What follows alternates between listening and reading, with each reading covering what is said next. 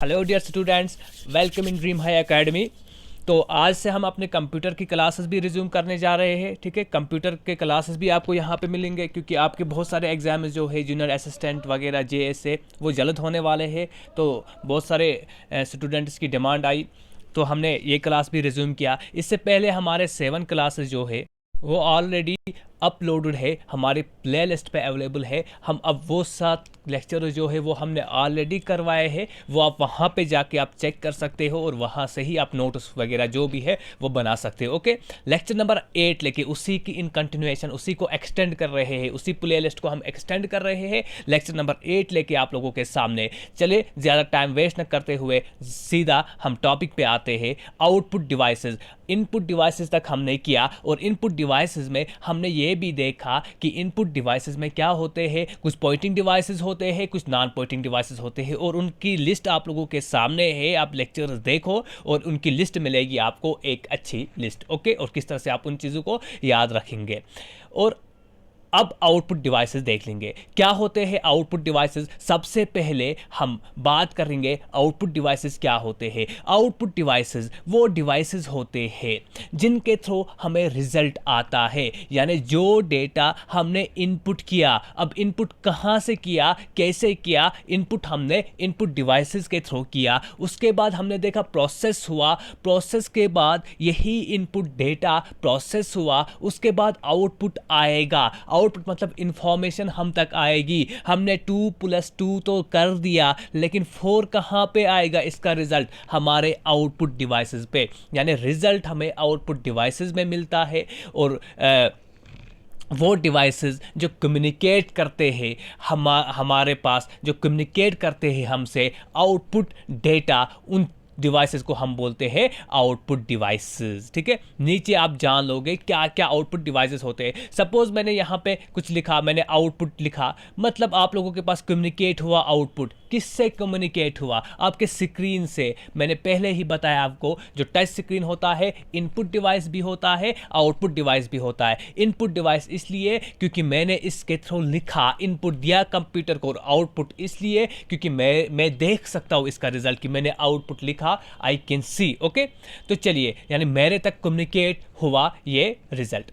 अब स्टार्ट कर लेंगे आउटपुट डिवाइसेस क्या होते हैं। Use to communicate the result of data processing carried, जो इन्फॉर्मेशन हमारे तक आती है, हम तक जो इन्फॉर्मेशन पहुंचती है वो आउटपुट डिवाइसेस के थ्रू ही पहुंचती है। अब आउटपुट डिवाइसेस की 2 टाइप्स होती है, एक टेंजेबल बोलते हैं, दूसरा हम इनको इंटेंजेबल आउटपुट डिवाइसेस बोलते हैं। अब यहाँ पे कंफ्यूज मत करना खुद को कि टेंजेबल वो डिवाइसेस होते हैं जिनको टच नहीं कर सकते, इंटेंजेबल वैसे आउटपुट डिवाइसेस होंगे जिनको हम टच नहीं कर सकते। ठीक है ना, टेंजेबल ऐसे डिवाइसेस होंगे जिनको टच कर सकते हैं, इंटेंजेबल ऐसे जिनको हम टच नहीं कर सकते। बट ये यहाँ पे गलत, रॉन्ग नोशन होगी। देखिए इस टेंजेबिलिटी को किस हिसाब से इन्होंने लिया है।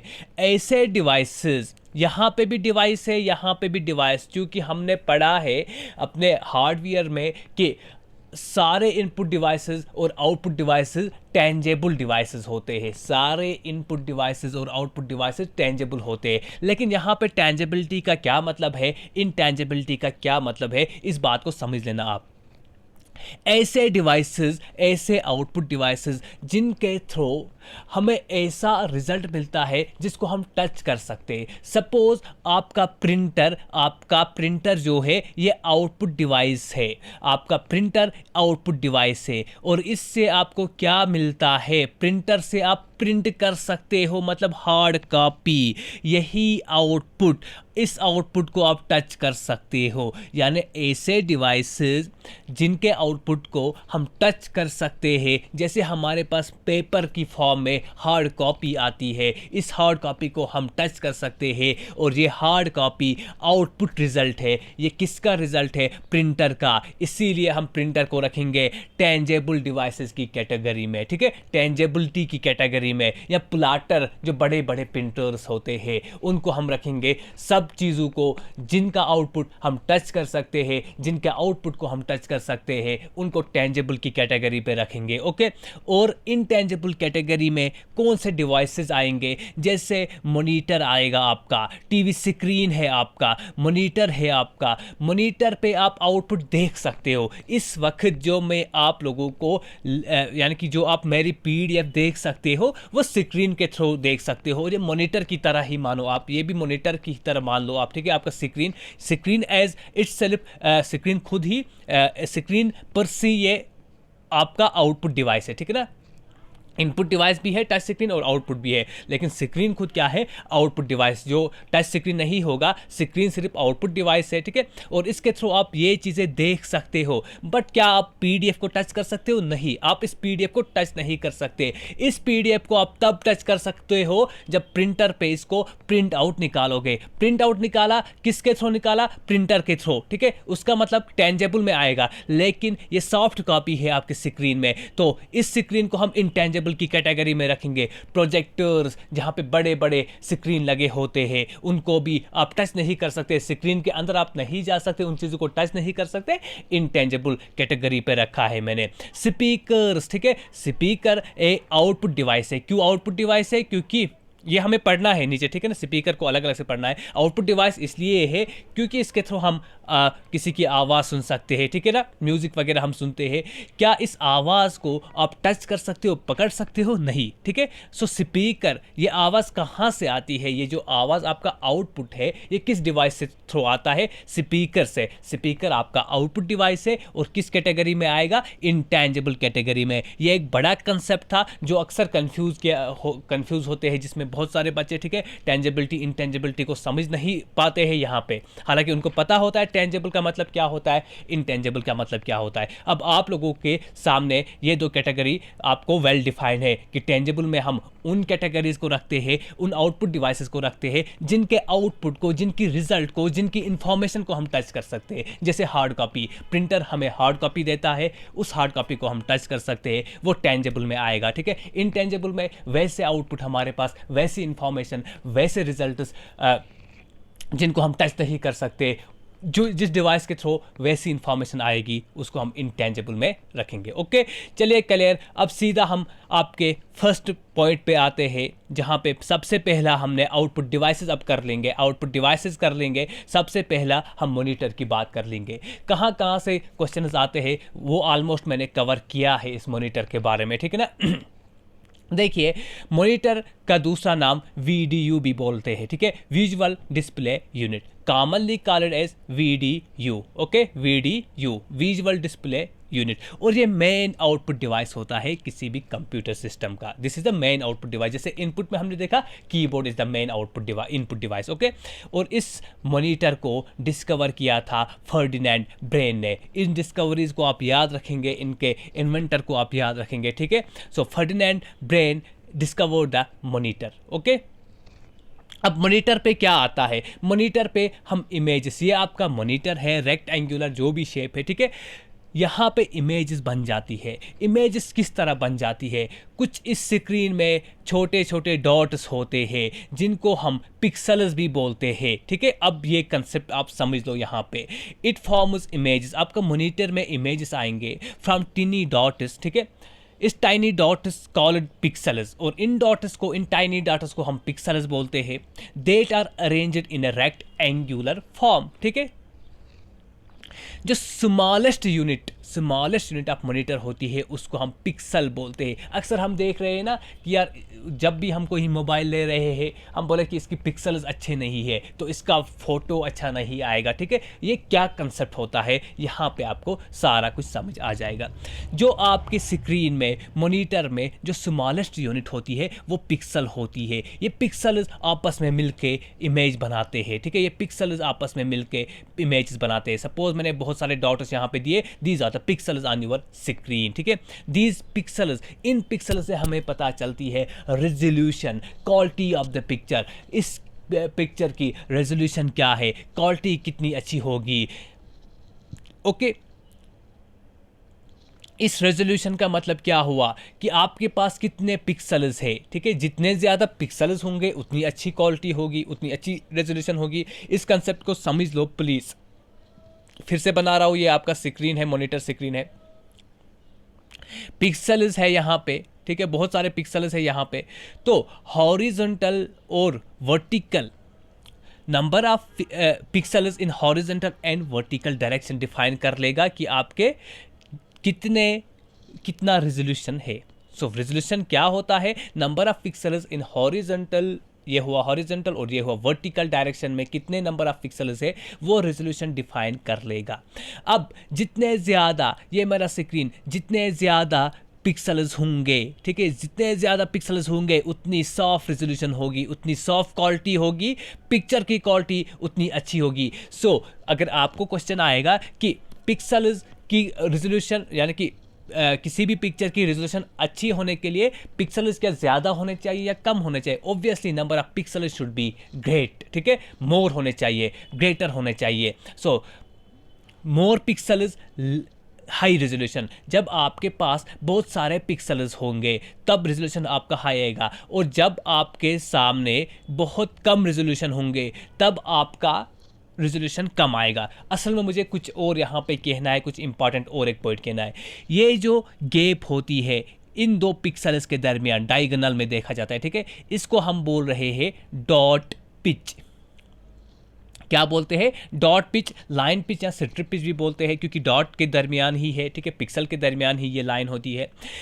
इस डॉट पिच, ठीक है, ये डॉट पिच है। अब जितनी ज़्यादा डॉट पिच होगी उतना कम रेजोल्यूशन होगा। क्यों होगा कम रेजोल्यूशन, क्योंकि जितनी ज़्यादा गैप होगी ऑब्वियसली बात है उतने कम आपके पास पिक्सल्स होंगे। जैसे यहाँ पे हाई पिच है, ठीक है ना, हाई डॉट पिच है, ज़्यादा डॉट पिच है। यहाँ पे अगर आप देख लोगे यहाँ पे कम डॉट पिच है, ठीक है, बिल्कुल कम है, क्योंकि आपस में बहुत नज़दीक ये डॉट पिच, बहुत नज़दीक के पिक्सल्स होते हैं। सो जितना आपका डॉट पिच हाई होगा, ज़्यादा होगा, उतना पिक्सल्स आपके कम होंगे, उतना रेजोल्यूशन लो होगा। Dot pitch, line pitch, strip pitch क्या होता है, डिस्टेंस, डायगोनल डिस्टेंस होती है बिटवीन टू पिक्सल्स। ओके,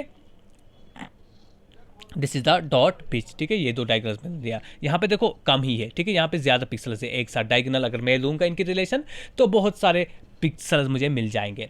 सो मोर डॉट पिच, लेस रेजोल्यूशन। आई समझ में आपको बात, कि ज़्यादा गैप होगी रेजोल्यूशन कम होगा क्योंकि पिक्सल्स कम होंगे, और ज़्यादा जितना ज़्यादा कम डॉट पिच होगी रेजोल्यूशन हाई होगा क्योंकि पिक्सल्स आपके ज़्यादा होंगे। ओके, एस्पेक्ट रेशो भी होता है, किस हिसाब से इसको मेजर करते हैं हम, हॉरिजॉन्टल इज टू वर्टिकल, ठीक है, जैसे हमारे इसका स्क्रीन का होता है 16:9। ओके, ये एस्पेक्ट रेशो होता है। सिर्फ आपको इतना ही पूछा जा सकता है कि किस हिसाब से हम इसको निकालते हैं, हॉरिजॉन्टल, और हॉरिजॉन्टल कितना है और वर्टिकल कितना है। ओके, रिफ्रेश रेट भी क्या होता है, कुछ छोटे मोटे पॉइंट से इन चीज़ों को याद रखोगे आप। नंबर ऑफ की रिफ्रेश रेट सिंपली बात है, आपका जो डिस्प्ले होता है एक सेकंड में कितनी बार ये स्कैन होता है, कितनी बार अपडेट होता है, कितनी बार रिफ्रेश होता है, उसको हम रिफ्रेश रेट बोलते हैं। और इंपॉर्टेंट है, ये वर्टिकल स्कैनर बोलता है क्योंकि ये स्कैन वर्टिकली होता है, ना कि हॉरिजॉन्टली, ठीक है। रिफ्रेश रेट को वर्टिकल स्कैन बोला जाता है, स्कैनर बोला जाता है, क्योंकि ये वर्टिकली स्कैन होता है। अब देखो कलर की बेसिस पे, on the basis of colour, monitor is classified into two. एक मोनोक्रोम डिस्प्ले यूनिट होता है, दूसरा कलर डिस्प्ले यूनिट होता है। कलर की बेसिस में आपने देखा होगा पहले ज़माने में वो ब्लैक एंड वाइट आता था, ठीक है, वो मोनोक्रोम कलर होता था, जहाँ पे एक ही कलर आप दिखा सकते हो, एक ही कलर आप दिखा सकते हो, ठीक है। लेकिन कलर डिस्प्ले यूनिट मॉनिटर में क्या होता है, कलर डिस्प्ले मॉनिटर में क्या होते हैं, 256 कलर्स एट ए टाइम आप दिखा सकते हो। ओके, क्लियर बात। On the basis of colour monitor को डिफाइन किया गया है, क्लासिफाई किया गया है दो ब्रॉड टाइप्स पे, मोनोक्रोम डिस्प्ले यूनिट और colour display unit. Okay, monochrome display unit में आप एक कलर को एक साथ दिखा सकते हो, one colour at a time, और कलर डिस्प्ले यूनिट में आप 256 कलर्स एट ए टाइम आप चला सकते हो। ओके, तो क्लियर। अब देखेंगे टाइप्स ऑफ मॉनिटर। सबसे पहले आप देखोगे CRT, इसको फुल फॉर्म अगर देख लोगे, cathode ray tube. Okay, cathode ray tube, ये रेक्टेंगुलर शेप होता है, सेम वर्क करता है जैसे टीवी आपका वर्क करता है। Okay, CRT has vacuum tube, और इस पहले पहले जो सिस्टम होते थे डेस्कटॉप्स वगैरह उनमें CRT लगा होता था। ठीक है, CRT has vacuum tube. Okay, इसको वैक्यूम ट्यूब होता है। वैक्यूम ट्यूब जब होता है मतलब इसका साइज़ भी ऑब्वियसली बड़ा होगा। वैक्यूम ट्यूब में इलेक्ट्रॉन गन होता था जहाँ पे इलेक्ट्रॉन स्ट्राइक होते थे और आगे आपकी इमेज बन जाती थी। इतना डिटेल में नहीं जाना है, आप सिंपली याद रखो वैक्यूम ट्यूब में इलेक्ट्रॉन गन्स होते थे। अगर आपको आएगा क्वेश्चन कि किस तरह इमेज बन जाती थी, इलेक्ट्रॉन गन्स की वजह से। ओके, और CRT by moving electron beam back and throw across the. ठीक है, और इंपॉर्टेंट बात याद रखना, इसका जो CRT कैथोड रे ट्यूब का जो स्क्रीन होता था वो फास्फोरेसेंट होता था, फास्फोरेसेंट। ठीक है, यहाँ इसी की वजह से इमेज बन जाती थी, इसी फास्फोरेसेंस की वजह से इमेज बन जाती थी। ओके, सो लेकिन डिसएडवांटेज क्या था इस CRT का, कैथोड रे ट्यूब का क्या डिसएडवांटेज था? मैंने बोला आपको इनमें क्या लगे थे, वैक्यूम ट्यूब्स लगे हुए थे, मतलब ये लार्ज थे और इमिट करते थे रेडिएशन, क्योंकि इनमें इलेक्ट्रॉन गन भी था तो इमिट कर रहे थे रेडिएशन, इसीलिए ये इसका डिसएडवांटेज है। क्लियर हुआ मॉनिटर की CRT फॉर्म क्या होती है, कैथोड रे ट्यूब क्या थे, इनमें बड़े बड़े वैक्यूम ट्यूब लगे हुए होते थे। ठीक है, रेक्टेंगुलर शेप होते थे और सेम वर्क करता था जैसे आपका टीवी स्क्रीन वर्क कर रहा है। ओके, तो इस पे इलेक्ट्रॉन गन भी प्रेजेंट था, और इंपॉर्टेंट है कि CRT का जो स्क्रीन था वो फास्फोरेसेंट का था। ओके, अब देखेंगे हम LCD नेक्स्ट मॉनिटर टाइप, आप सब जानते होंगे LCD। ठीक है, लिक्विड क्रिस्टल डिस्प्ले भी इसको बोला जाता है। आपके लैपटॉप्स पे जो आजकल आप देख रहे हो, नोटबुक साइज PCs में आप देखोगे यही स्क्रीन आपको मिलेगा। कौन सा screen? LCD, liquid crystal display. अब ये क्या होता है, अब आप सबको पता है, आप सब लैपटॉप यूज़ करते होंगे, थिन होता है, फ्लैट होता है, लाइट होता है, light in weight than CRT, बाकी कुछ नहीं होता है। ये फीचर्स इसमें होते हैं। ओके, इसमें कुछ उतना नहीं पढ़ना, इसमें सिर्फ आप ये याद रखो LCD का मतलब क्या होता है और स्क्रीन कहाँ कहाँ पे ये यूज़ होता है। ओके, उसके बाद LED जो मैक्सिमम आज यूज़ होता है, लिक्विड या लाइट इमिटिंग डायोड बोलते हैं इसको, लाइट इमिटेड डायोड या लिक्विड इमिटेड डायोड। इसमें क्या क्या फीचर्स होते हैं? ये इमिट करता है लाइट को when electrical current is passed through it, जब भी हम इलेक्ट्रिकल करंट पास करते हैं इससे ये लाइट को इमिट करता है। LED usually produce red light, usually red light produce करते हैं यूजुअली, बट आजकल ये एक बैंड आया है RGB। ठीक है, RGB रेड ग्रीन ब्लू भी आजकल ये प्रोड्यूस करते हैं। कौन? LED आपका लाइट इमिटेड डायोड, एक बैंड कलर आप बैंड प्रोड्यूस कर सकते हैं RGB, रेड ग्रीन ब्लू, और वाइट भी। ठीक है, RGB और वाइट भी, and also white as well. Okay, और इनका कलर शार्पर होता है बाकी CRT और LCD से। और एक मॉनिटर टाइप होता है 3D। इसमें क्या होता है, 3D का मतलब होता है कि आप XYZ एक्सिस में आप देख सकते हो, वर्चुअल रियलिटी फेल्ट कर सकते हो। ये कुछ इस तरह के मॉनिटर्स होते हैं जहां आप वर्चुअल रियलिटी फेल्ट कर सकते हो। आपको लग रहा है कहीं पे मूवी चल रही है, 3D मॉनिटर पे मूवी चल रही है, आपको लगेगा कि आपकी आंखों के सामने हो रहा है, ये वर्चुअल रियलिटी है, हालांकि वहां पे नहीं हो रहा है। आपको लगेगा मैं भी इस सीन में हूं, बट ऐसा नहीं होता है। ये इंसान को वर्चुअल रियलिटी फील करवाता है, ये मॉनिटर्स इंसान को वर्चुअल रियलिटी फील करवाते हैं, क्योंकि ये 3D होता है, 3D सिस्टम होता है। अब तक हमारे पास हमने सिर्फ 2D, आप मोबाइल में स्क्रीन देख रहे हो, ये 2D सिस्टम है। जब 3D आएगा आपको लगेगा कि मैं आपके सामने ही लेक्चर दे रहा हूँ, बट ऐसा नहीं होता है। ठीक है, ये वर्चुअल रियलिटी होती है। उसके बाद TFT होता है, थिन फिल्म ट्रांजिस्टर। ठीक है, मॉनिटर की लास्ट टाइप, 5th टाइप होती है TFT, थिन फिल्म ट्रांजिस्टर। ये इसका दूसरा नाम है एक्टिव मैट्रिक्स LCD, बस इतना ही आप याद रखेंगे। ठीक है, ब्राइट कलरफुल फास्टेस्ट इसकी ज़रूरत नहीं है, बस आप इस पे याद रखेंगे कि ये जो आपका TFT का मतलब होता है थिन फिल्म ट्रांजिस्टर, और इसको एक्टिव मैट्रिक्स LCD भी बोला जाता है। ओके, तो अब क्या देखा हमने, मॉनिटर के टाइप्स को एक बार फिर रिपीट करेंगे आपके लिए जल्दी हो जाएगा। ठीक है, CRT देखा, CRT में क्या देखा, वैक्यूम ट्यूब्स होते हैं। इस तरह से आप कंक्लूजन बना सकते हो। वैक्यूम ट्यूब्स के बाद क्या होता है, इलेक्ट्रॉन गन्स होते हैं यहाँ पे, और उसके बाद इनका स्क्रीन जो होता है फास्फोरेसेंट होता है, फास्फोरेसेंट का बना हुआ होता है। ये थी CRT की बात। उसके बाद हमने देखा LCD। ठीक है, लिक्विड, क्रिस्टल डायोड, इसमें उतना कुछ खास नहीं देखा हमने।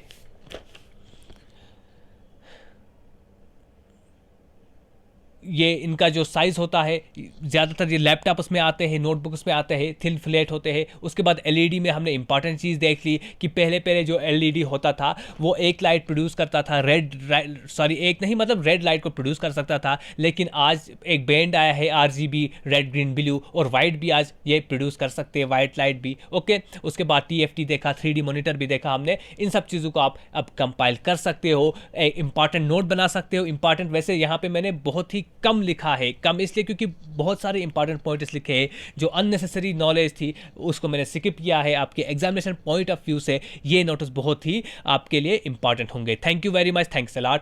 कल या परसों हम कुछ और लाएंगे, इसी में अब हम इसको कंटिन्यू कर लेंगे, ठीक है। लेक्चर नंबर 8, 9, 10 अब आएगा, आपका कोर्स हम कंप्लीट करवाएंगे कंप्यूटर में भी इंशाल्लाह। Thank you.